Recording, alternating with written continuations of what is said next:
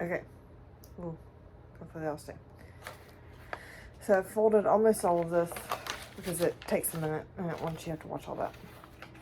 So there's a grid on here, 1, 2, 3, 4, 5. So what I'm doing is folding on the lines, and I'll show you why when I get to that step.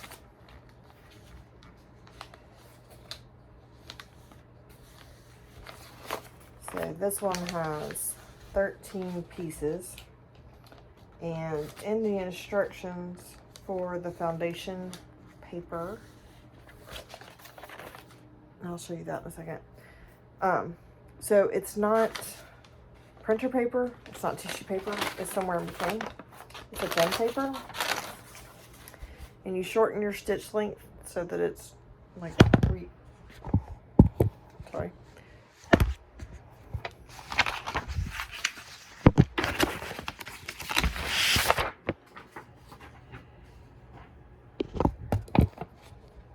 So that it's really short, and then when you get done, and I can kind of show you this in a minute, you just pull off the paper. I'm not gonna get the whole block done. So I have laid out my strips here. Now I've got my 2 squares here. Stay put. Okay, so the instructions that come with it, I'm sorry.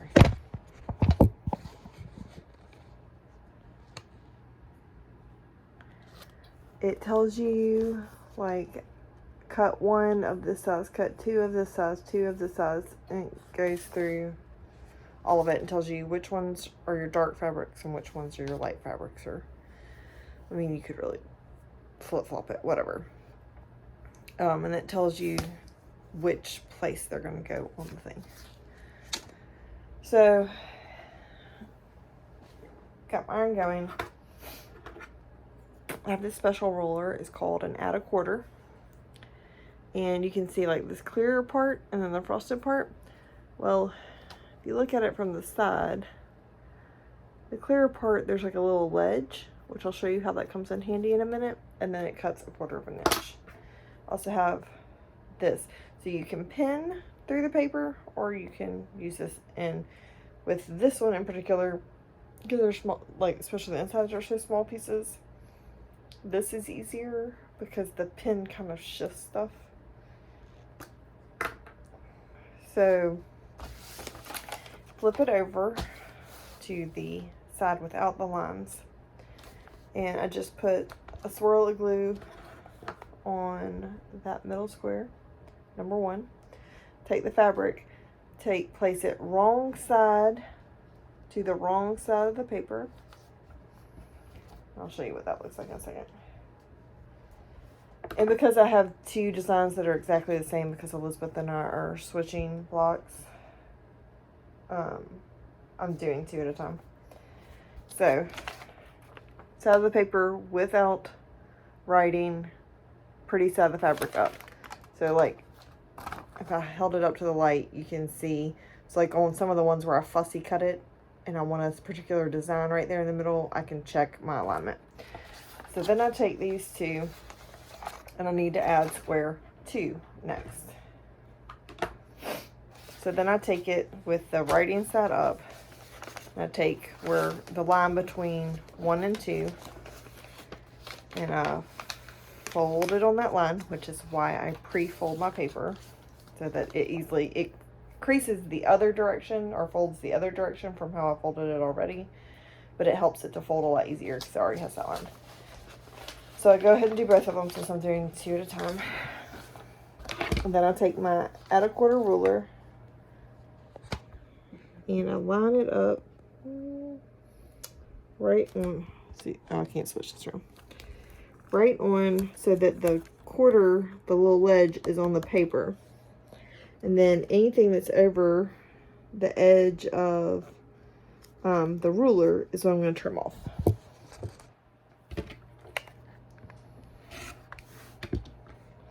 So in this case, it was that much. So now there's only 1/4 of an inch hanging over that line. So 1/4 inch seam allowance. So I flip them back up with the edge I just trimmed facing me as easiest for me. I take my glue stick again, put just a couple little dabs down at the bottom of that piece. Take my square 2 of fabric, which is a solid, and then I line it up on that edge on the glue.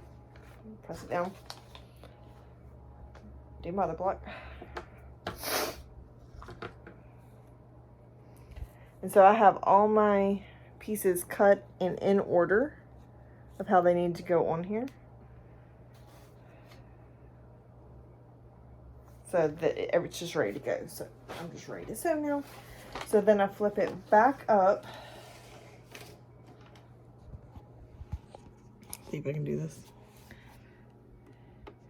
So that the writing is right side up.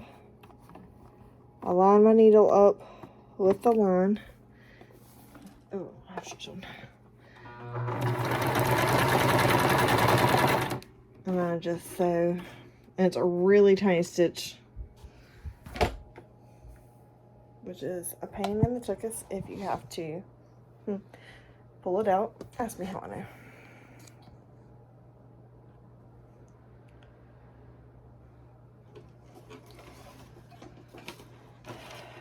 I'll show you the next part in a second. So once I get about halfway through the block, I can start doing both opposite pieces at one time, but these first ones, they're too close together. So actually like steps, block, or pieces 6 and 7 are where I can start doing 2 at one time. And not that I can sew them both at the same time. I can place them both and do all the steps that I'm about to show you. Kind of like at a time. I need a sewing room. Okay, so then I take it over to my iron. I don't know what you can see or not. Sorry, this is terrible videoing. And then I flip it up and press, and I'll show you what it looks like in a second. And you can iron on this paper, you're just not supposed to use steam, which my little iron that I keep next to my table has a little water. It'll hold so little water that it runs out of steam, so I just haven't put water back in it.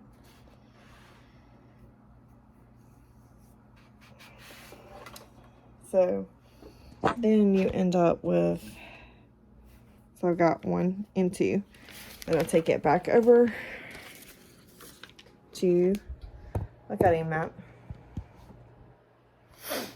And now I flip them back over and I go for the line between 1 and 3. I'll fold it over, crease it. That's terrible.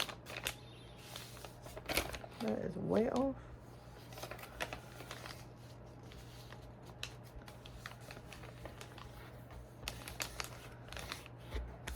Go crease it down.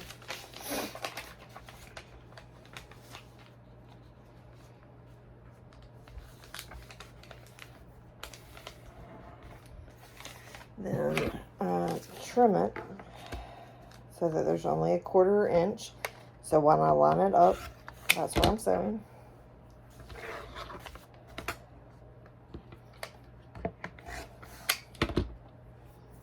was looking dust and trimming. And then I take my glue stick again.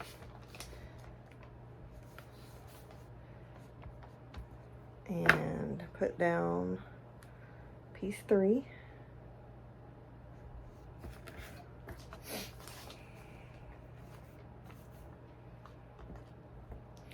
And all of these blocks, you can do what they call a traditional method.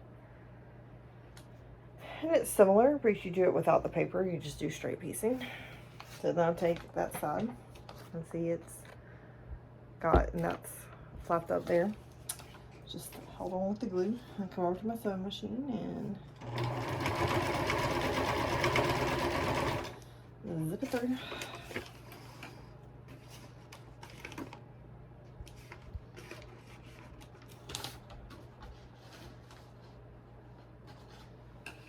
And I'll go ahead and iron this one so I can show you real fast.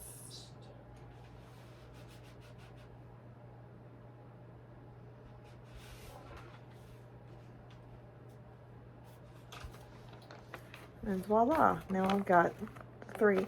So then the next side, I'll show you a little bit of this.